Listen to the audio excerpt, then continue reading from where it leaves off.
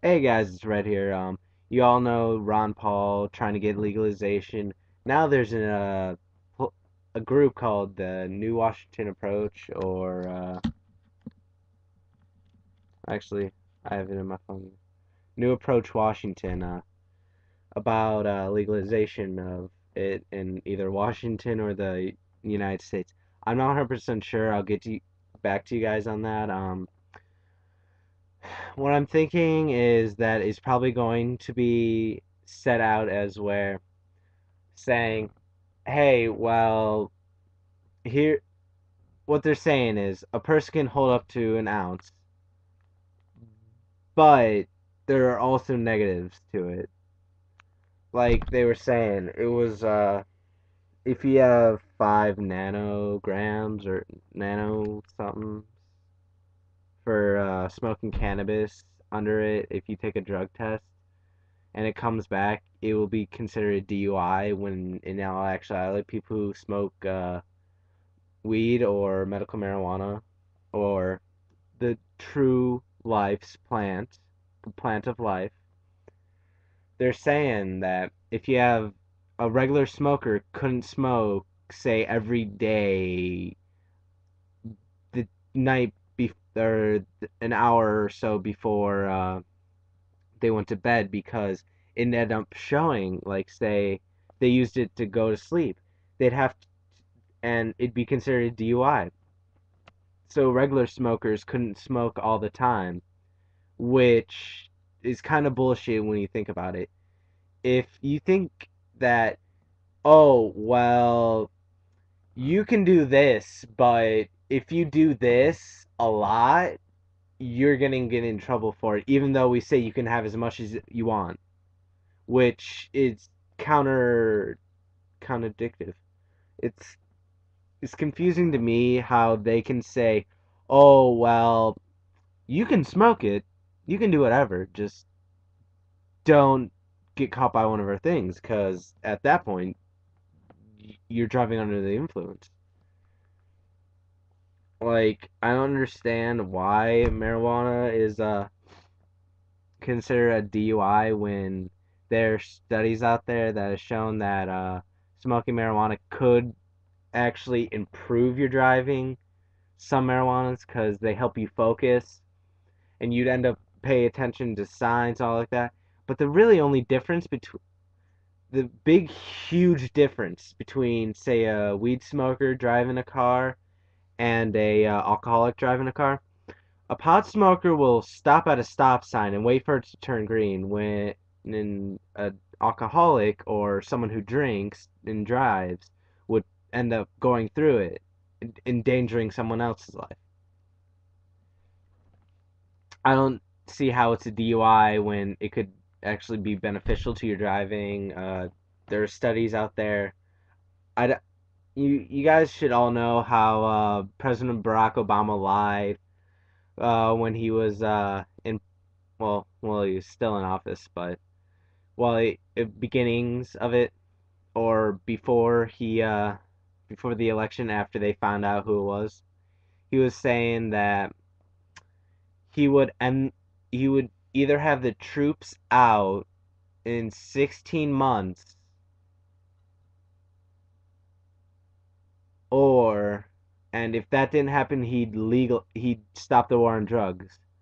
But even Ron Paul saw his lie and said, well, he's not going to do it just for the simple reason because he's lying.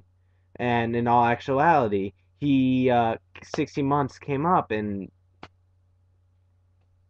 he couldn't say, oh, he said pretty much, well, in about another 16 months it will happen. Didn't say really anything about the legalization after he promised the people. And after that, after the raids that he's been doing, after all this shit, uh, seriously, guys, you got to think about it. When you look at it, it's idiotic to think that President Obama is trustworthy. I know most of you won't agree with me. I'm not racist, but it's simple. He lied to the American people, and a lot of people were surprised. even though we lied to the Native Americans, took their land, even though we said we wouldn't. Uh, Kennedy lied about what you call it, an affair, enough, or you guys know. And President Barack Obama lied about that. I I don't know. President Ron Paul could be lying, but who knows? I support him because simply Ron Paul, just the way that he talks, he's right about it. If he legalized every drug, like he said in one of his debates, people were like, "Oh, would people start using heroin just because it was legal?" No, he was saying that no, I bet no one in this room would try heroin if it was legal because you don't need a formal system saying that you don't have to, that you can't do it even though you don't want to. You don't need a system in place where people who don't want to do it go out and do it. Which he's trying to say, if you want to go out and do it, go do it. That's your own choice. If you need help getting off of it that you want to, go ahead. That's what he's saying. He's making it where you can, one, get treatment if need be, instead of like people would be considered criminals, drug addicts, and all like that.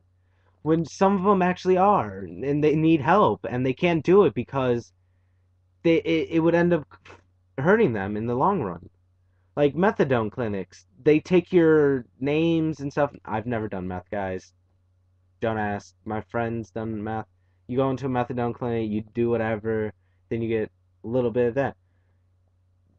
The government is trying to shut those things down because they're so-called drug dealers. Even though, when in all actuality, they're just trying to help people. Say you you do meth 10 times a day, and you can't afford any more meth. It'll drop. I don't know how the methadone clinic works. I'm guessing they'd start you at like a down one dosage or down two doses. Then after a while, you getting used to that, it drops you down. You get used to that, drops down. You get used to that, drops down. You get to one or none. I'm not sure. I'd have to talk to my friend, but still, when you think about it, Ron Paul is right. The war on drugs is a complete failure. One, we should not have hemp illegalized or not be able to grow hemp in our own backyard, pretty much, because the government. You guys see my other video where hemp, where I said hemp was had a lot of textile uses. When you think about it, you can't say that, oh, hemp has this many uses we could use for this, and everyone can benefit from it. But now we're gonna make it illegal like they did back when, because someone it got in the way of their paper, and we all know that we could use hemp or the cannabis plant to be used for what you call it, paper, instead of cutting down millions and millions and millions of trees. Cut, and we all know trees give us oxygen. We breathe out carbon monoxide, and it gets absorbed into the trees, and then the trees release oxygen when they photosynthesize. And a bunch of companies and places are just cutting away trees, rainforests that'll never grow back, never be the same. When you think about it, there are thousands of animals in the rainforest that they've never, that they say that there are over thousands of animals in the rainforest that they don't know about. And they're cutting it down, meaning if there was anything right there that was indigenous to that, say, perimeter that didn't go out of it, they killed that species. Which I don't understand. Why should they be able to kill species, make them go extinct, hurt people, put non-violent criminals, like people who do pot, heroin, blah blah blah, that don't do anything like bad, that don't go out kill people, that don't go out hurting families, don't hurt people, just do it recreationally. I don't understand why you should have to go to jail for something so I can't say harmless because that's not 100% true. Heroin, because of the chemicals and all like that, meth and all like that, can hurt your body. You can die from the first use. Yes, but it should be free will. Just as the United States says, you can practice your religion here without any religious persecution. But they're saying, oh, if your religion says that you can do this, this, and this, oh, well, you can't do it because we say you can. Even though they say we have religious freedoms. And what they're actually saying is you have no religious freedoms, which is bullshit to the people who, Rastafarians, they do it for spiritual. They can't come over here and smoke marijuana because of the laws over here. It's mind-boggling to me, guys. If you guys know any more information about like Rastafarians, like anything on Ron Paul, message me it. I'll give you guys shout outs to your information, where you got it. Like the one thing I got it from a legalizing thing on Facebook. You guys all know in my other video I had London Cannabis Club from Facebook linked to it. They are a good club. They're full on legalization.